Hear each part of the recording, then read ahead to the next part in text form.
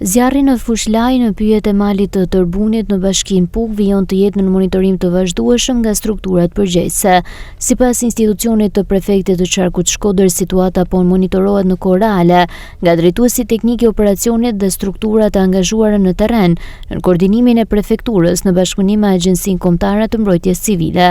Në terren prej disa ditësh janë angazhuar strukturat e MZSH Puk dhe shërbimi pyjor. Në mbështetje të operacionit janë përfshirë gjithashtu punonjës të shërbimeve vendore, banor dhe vullnetar të zonës, si dhe efektiv të MSSH Fusharrës. Për shkak të terrenit të thyer malor, temperaturave të larta, erës dhe përkesimit të situatës gjatë 2 ditëve të fundit, në operacion janë angazhuar edhe 40 efektiv të forcave të armatosura.